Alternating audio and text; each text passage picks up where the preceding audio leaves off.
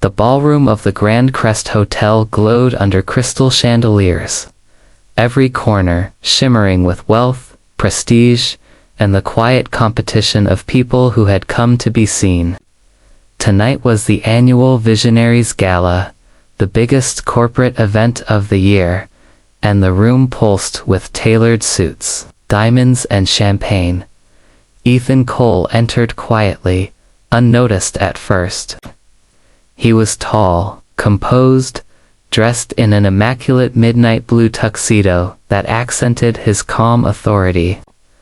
But despite his presence, most people didn't recognize him by face. He was famously private, rarely seen at public events, yet everyone knew his name. Ethan Cole, the new young CEO of Cole and Harrington Industries, a global powerhouse. But tonight, he wasn't surrounded by assistants or cameras. He had arrived alone, wanting peace after months of relentless work. He glanced at his table 7, near the stage. It was already occupied. A white couple, dressed elegantly and dripping with confidence, lounged in the 2 central seats. The man sat with his legs crossed arrogantly, tapping on his phone, while the woman sipped champagne with the nonchalance of someone who assumed every room belonged to her. Ethan approached politely. "Excuse me," he said with a warm smile. "I believe you're in my seat." The man looked up briefly, eyes sweeping over Ethan's face before landing on his skin tone. A micro-expression appeared, condescending, dismissive. The woman glanced at him as well, eyebrows rising as if surprised he could afford a ticket. "Oh," she said lightly. "These seats are reserved for company executives." "They are," Ethan replied gently. "That's why the man cut in sharply. "The staff tables are in the back. Someone must have pointed you wrong." The woman nodded, adding, "These are high-tier seats. They're very expensive." She smiled like she was offering a helpful suggestion. "Try checking with security. They can guide you to the right section." Ethan inhaled slowly, not in anger, but in patience. He had dealt with people like this before. He didn't want to embarrass them. Not in front of everyone. "I'm actually assigned to table 7, he said. "Yes," the man replied flatly. "We are assigned to table 7. You can go now." A few heads turned, eyes followed. A whisper here, a raised brow there. People watched the confrontation, out of concern, but out of curiosity. Ethan gave a small nod. "Very well." He stepped back. But instead of leaving, he simply stood nearby, waiting. The woman scoffed softly. "Unbelievable," she murmured to her husband. "Some people just sneak into events for free food." Her husband chuckled. "He probably works in the kitchen. Or valet." Ethan heard everything, and said nothing. Minutes later, the lights dimmed. A spotlight hit the stage. The announcer stepped forward, voice booming. "Ladies and gentlemen, please welcome the visionary behind tonight's event. The youngest CEO in Cole and Harrington's history, Mr. Ethan Cole." The ballroom erupted into cheers, cameras flashed, heads swiveled, and then, the couple froze. The man's jaw dropped. The woman's hand trembled, nearly dropping her champagne glass, because standing under the spotlight was the man they had just insulted. Ethan walked toward the stage, each step slow, composed, powerful as he passed their table. He didn't even look at them. The woman covered her mouth. "Oh my God. Oh my God." The man whispered, "We We told the CEO to go to the staff section. Their faces drained of color.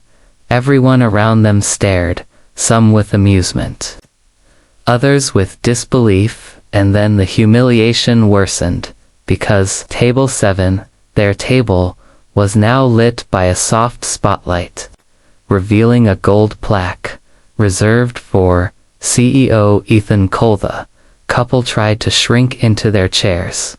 On stage, Ethan took the microphone. "Thank you for the warm welcome," he began, voice calm but resonant.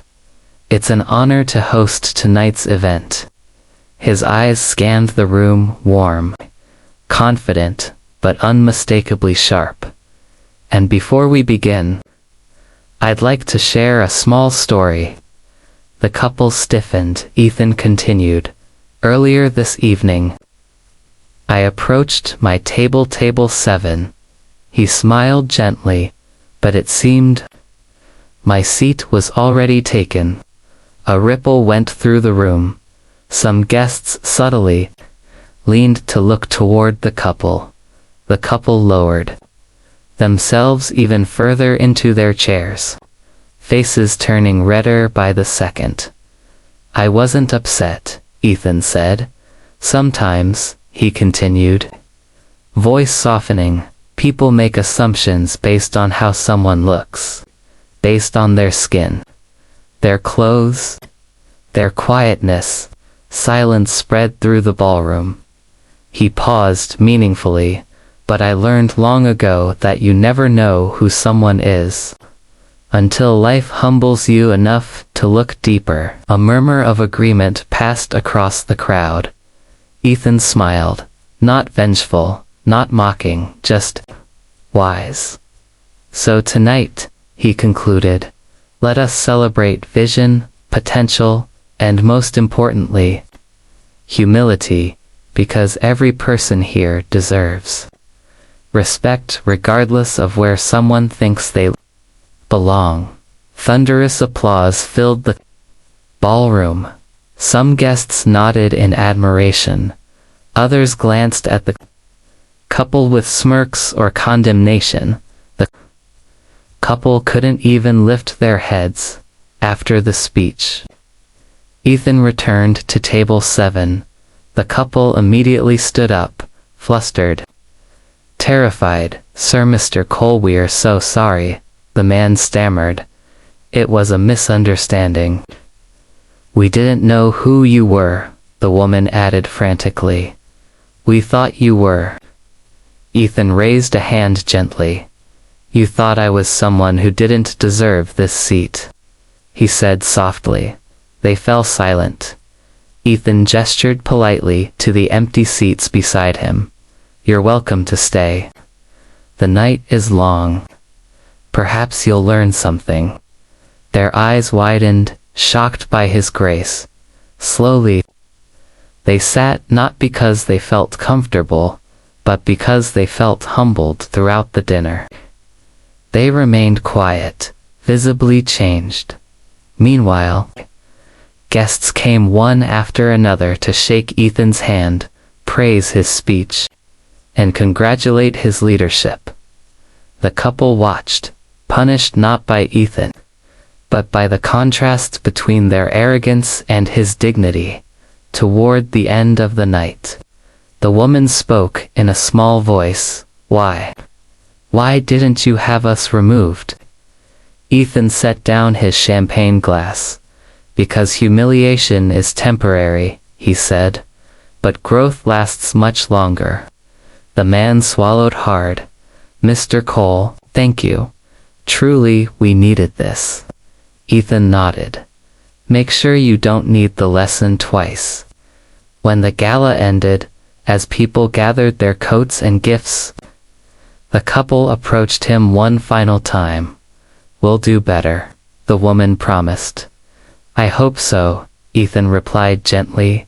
Then he turned, walking away with quiet confidence. A man who needed no vengeance to prove his worth, because sometimes the most powerful revenge is grace. And sometimes the loudest lesson is silence.